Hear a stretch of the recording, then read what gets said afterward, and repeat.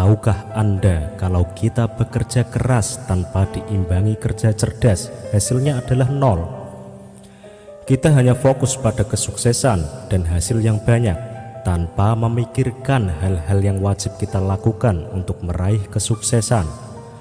Contohnya kerja keras. Kita selalu memacu diri kita untuk terus bekerja, tanpa berpikir untuk berinovasi. Kita tidak mengasihani diri kita sendiri. Ada kalanya kita bekerja, ada kalanya kita beristirahat untuk memikirkan hal-hal yang baru. Oke sobat, di sini saya akan memberikan sebuah kisah yang akan membuka pola pikirmu setelah yang satu ini. Sobat, ada sebuah kisah tentang seorang pedagang kayu yang menerima lamaran seorang pekerja untuk menebang pohon di hutannya. Karena gaji yang dijanjikan dan kondisi kerja yang bakal diterima sangat baik, sehingga si calon penebang pohon itu pun bertekad untuk bekerja sebaik mungkin. Saat mulai bekerja, si majikan memberikan sebuah kapak dan menunjukkan area kerja yang harus diselesaikan dengan target waktu yang telah ditentukan kepada si penebang pohon. Hari pertama bekerja, dia berhasil merobohkan 8 batang pohon. Sore hari, mendengar hasil kerja si penebang, sang majikan terkesan dan memberikan pujian dengan tulus.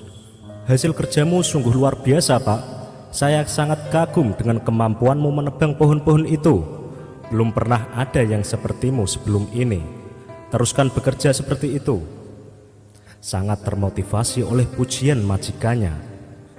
Keesokan hari si penebang bekerja lebih keras lagi, tetapi dia hanya berhasil merobohkan 7 batang pohon. Hari ketiga dia bekerja lebih keras lagi, tetapi hasilnya tetap tidak memuaskan, bahkan mengecewakan. Semakin bertambahnya hari, semakin sedikit pohon yang berhasil dirobohkan.